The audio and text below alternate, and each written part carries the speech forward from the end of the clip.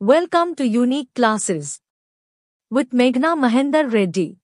భారతదేశ తొలి ప్రధాన న్యాయమూర్తి ఎవరు? జస్టిస్ హరిలాల్ జకిసునదాస్ కనియా భారతదేశ తొలి ప్రధాన న్యాయమూర్తిగా బాధ్యతలు నిర్వర్తించారు.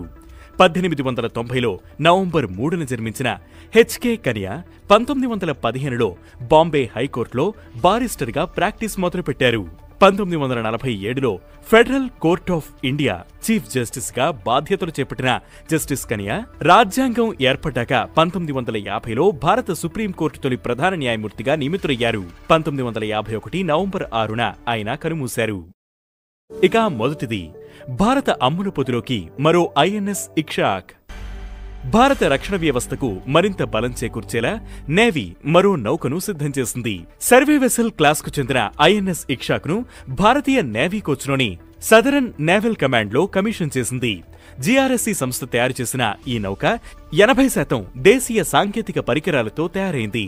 పోర్ట్లు, హార్బర్లు, నావిగేషన్ ఛానల్స్ కు సంబంధించిన హైడ్రోగ్రాఫిక్ సర్వేలు చేపట్టేందుకు ఈ నౌకను వినియోగిస్తారు.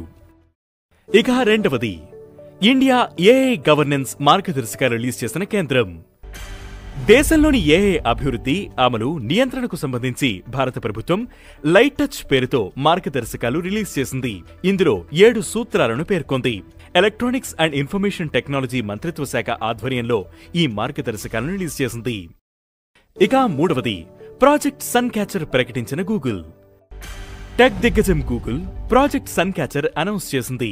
అంతరిక్షంలోని సౌర్య విద్యుత్తో నడిచే శాటిలైట్లను ఉపయోగించుకుని ఏఐ డేటా సెంటర్లను నిర్మించడమే ఈ ప్రాజెక్ట్ లక్ష్యం. భూమిపై ఏఐ డేటా సెంటర్ల నిర్వహణకు ఎదురవుతున్న సవాళ్లను అధిగమించడానికి స్పేస్లో ఈ ఏఐ డేటా సెంటర్ నిర్మించాలని గూగుల్ డిసైడ్ అయింది.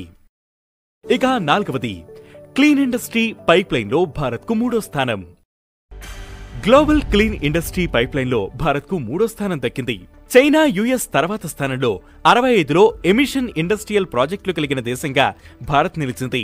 ఏపీ, ఒడిశా, తమిళనాడు, కర్ణాటక, గుజరాత్, రాజస్థాన్, మహారాష్ట్ర రాష్ట్రాలలో ఈ ప్రాజెక్టులు ఉన్నాయి. వీటి విలువ $150 బిలియన్. ఇక ఐదవది, శాంతి పురస్కారం ప్రకటించిన FIFA. International federation of association football శాంతి పురస్కారాలను అందజేయనున్నట్లు ప్రకటించింది.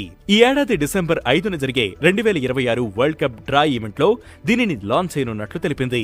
ఈ ఫిఫా వరల్డ్ కప్ డ్రా ఈవెంట్లోనే ఏ జట్లు ఏ గ్రూప్స్ లో ఉంటాయో అనౌన్స్ చేస్తారు. ఇక ఈ రోజు current affairs question: Bharat latest గా ఏ దేశం నుంచి చీతాలు తీసుకురానుంది?